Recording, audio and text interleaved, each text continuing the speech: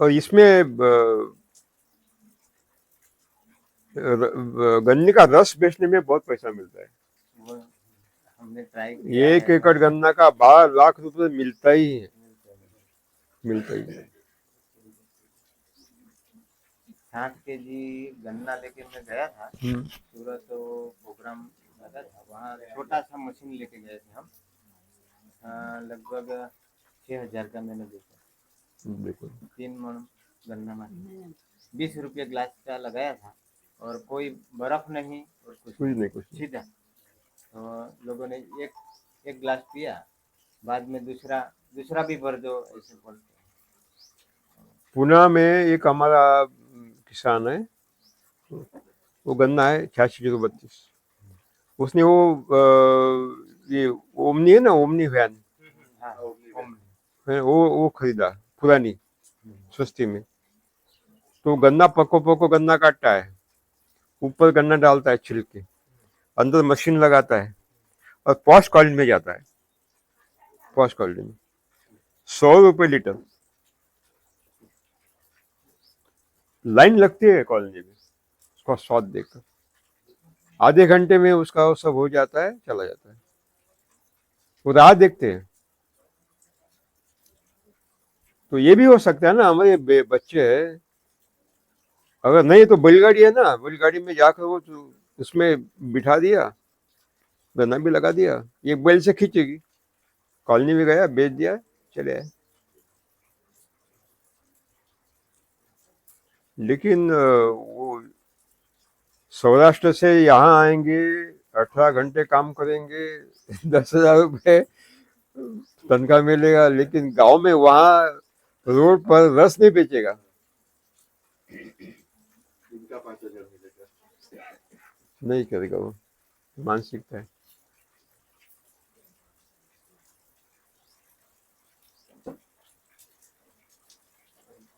अभी कॉन्सेप्ट के बारे में बहुत सारी क्लैरिटी नहीं है, स्पष्टता नहीं है। जैसे जिसमें बीजामृत है, जीवामृत है, घन जीवामृत है, आच्छादन है, वापसा है, उसका नाम हमने सुभाष पालेकर कृषि रखा है। पहले उसका नाम 0 बजट खेती रखा था, लेकिन मालूम पड़ा कि 0 बजट हो ही नहीं सकता, क्योंकि मजदूर तो लाना ही है। तो 0 बजट कैसे होगा, पैसा देना पड़ता है। तो नाम बदल दिया सुभाष पालेकर प्राकृतिक कृषि। तो बाद में मालूम पड़ा कि प्राकृतिक संभव नहीं है, ये तो गलत है, मैं लोगों को मूर्ख बना रहा हूँ, क्योंकि प्राकृतिक नाम की कोई कृषि है ही नहीं। तो नाम बदल दिया सुभाष पालेकर कृषि। और सुभाष पालेकर क्यों रखा, क्योंकि कोई चोर डकैत है पूरे देश में, गुजरात में भी है, जो अपना नाम घुसाने की कोशिश करते हैं, बड़े बड़े ओहदे पर बैठे हैं। तो ये चोर लोगों को रोकने के लिए नाम रख दिया। अब देखिए, प्राकृतिक माने क्या? प्राकृतिक नाम से ही सरकार भी प्रचार करते हैं, राज्यपाल भी प्रचार करते हैं, सभी लोग प्राकृतिक नाम से प्रचार करते हैं। रास्ते गलत है। प्राकृतिक माने जो प्रकृति में है वो प्राकृतिक, प्रकृति में जो अस्तित्व में है वो प्राकृतिक, और प्राकृतिक जो प्रकृति में नहीं है वो अप्राकृतिक। गुजराती में क्या बोलते हैं प्राकृतिक को? कुदरती क्या बोलते हैं? कुदरती। कुदरत में है वो कुदरती, कुदरत में नहीं है। अब इसमें दो भेद है। सुभाष पालेकर कृषि में हम जीवामृत का उपयोग करते हैं, तो जीवामृत प्रकृति में है। कैसे? कि ये जो जड़ें होती है, किसी भी पेड़ पौधे की जड़ें, उसको पकाकर खाना, पकाकर खिलाने का काम जीवाणु करते हैं, सूक्ष्म जीवाणु। और सूक्ष्म जीवाणु मुफ्त में काम नहीं करते, जड़ें उनको भोजन खिलाती है। यानी हरा पत्ता जो खाद्य बनाता है, कच्ची शर्करा, उसमें से 25% शर्करा जड़ों के माध्यम से जीवाणु को खिलाया जाता है। और जीवाणु को बोलते हैं कि आपको मैं भोजन खिला रहा हूं, लेकिन मुफ्त में नहीं मिलेगा, आपको मेरा भोजन पकाकर खिलाना है। यानी ये सहजीवन है, सिम्बायोसिस है। यानी ये जीवाणु है, जड़ों को तभी खाना खिलाएंगी जब जड़ें उनको खाना मिलेगा, नहीं तो नहीं मिलेगा। सहजीवन। अब हमारी विधि में जीवामृत बनाया। 1 ग्राम देशी गौ माता के गोबर में 300 करोड़ जीवाणु है जो ये पकाने का काम करते हैं। इसलिए गोबर लाया कि गोबर जीवाणु का, क्योंकि बाकी प्राणियों में मैंने इंक्वायरी की, जांच किया, लेबोरेटरी टेस्ट किया, जो जर्सी होल्स्टीन है उसमें 70 लाख रुपए काउंट नहीं मिले, 70 लाख काउंट पर ग्राम द काउडंग। बैल में कम है और दूसरे प्राणियों में लगभग नहीं है कि वो बहुत कम है। देशी केंचुओं की विष्ठा में है। यानी सबसे ज्यादा जीवाणु एक तो देशी गौमाता के हैं और देशी केंचुओं के। अब गौमाता कौन सी? जो दूध नहीं देती, बच्चा नहीं देती, बूढ़ी है, देशी है, उसके गोबर में सबसे ज्यादा है। जो ज्यादा दूध देती है उसमें गोबर में कम है, क्योंकि जो चारा खिलाते हैं तो चारा खिलाने के बाद जो ऊर्जा उसको मिलती है, एनर्जी, जो दूध नहीं देती, बच्चा नहीं देती, सारी एनर्जी गोबर गौमूत्र के संवर्धन में लग जाती है। उसका गोबर गौमूत्र नंबर 1 का होता है।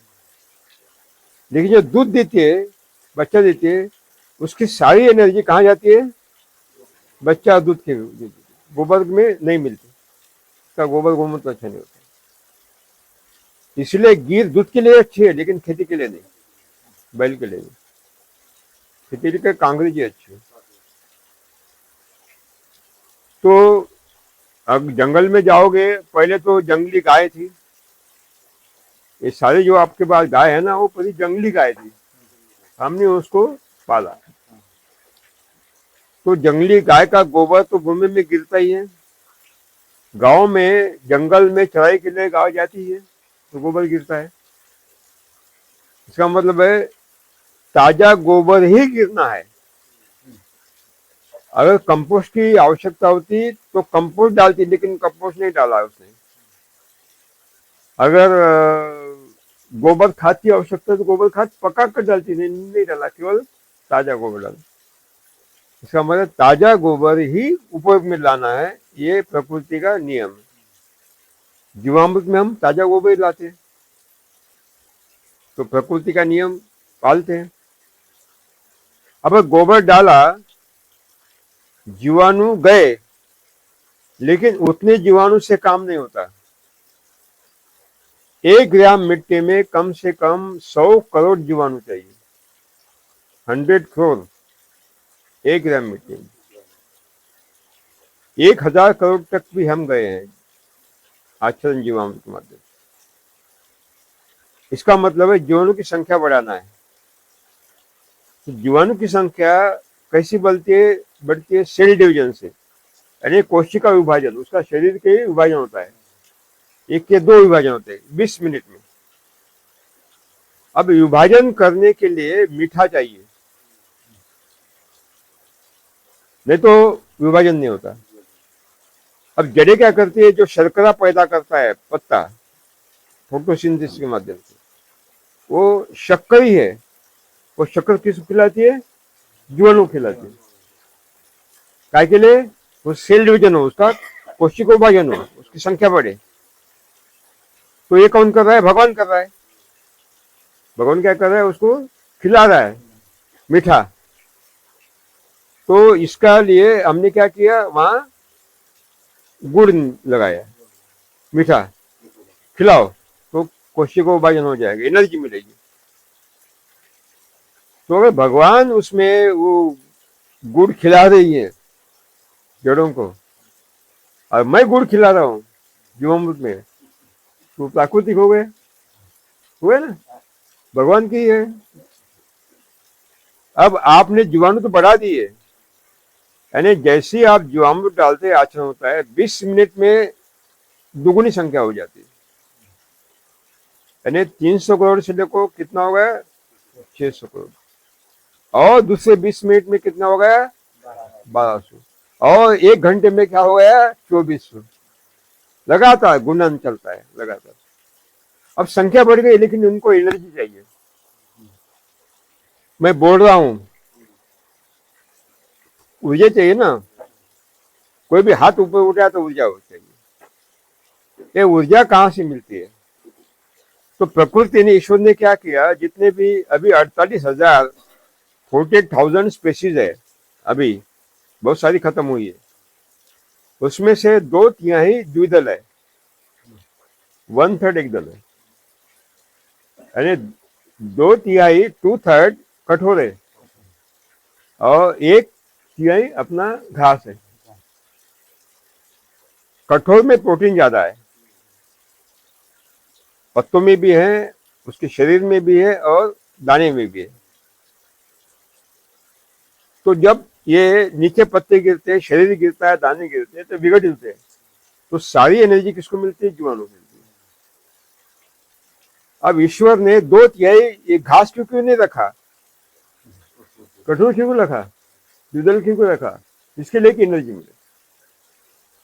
जब मैंने अभ्यास किया तो मालूम पड़ा कि यहाँ तो एनर्जी भगवान दे रहा है, वो द्विदल से दे रहा है, तो क्यों ना कठोर ले। इसलिए जीवामृत मैंने कठोर का दाना, बेसन का उपयोग किया, जो प्रकृति में वही किया, नया कुछ भी नहीं किया। और एक मुट्ठी मिट्टी, क्योंकि जो हमारे मेड़ होते हैं, मेड़ माने बाउंड्री होती है, हजारों सालों से वहां जीवाणु की अनगिनत प्रजातियां अभी पल रही है। गांधीनगर में एक मीटिंग रखी थी आचार्य देवव्रत जी ने, राज्यपाल जी ने, वहां मेरे साथ 4 एग्रीकल्चर यूनिवर्सिटी के वाइस चांसलर आए थे, वीसी आए थे, कुलगुरु। मैंने उनको पूछा कि आप वीसी हो, आपके माइक्रोबायोलॉजिस्ट कौन है? तो बोले ये है सॉइल माइक्रोबायोलॉजिस्ट। मैंने उनको पूछा कि कितने जीवाणु आपको मालूम हो गए? ये धरातल में जीवाणु के अनगिनत प्रकार है, कितना % जीवाणु की आपको जानकारी हो गई? बोले सर 1% के ऊपर तो हमें मालूम भी नहीं है, यानी अनआइडेंटिफाइड, हमें मालूम नहीं। इतनी अनेक चमत्कारिक जीवाणु की प्रजातियां है, लेकिन कहाँ पड़ रही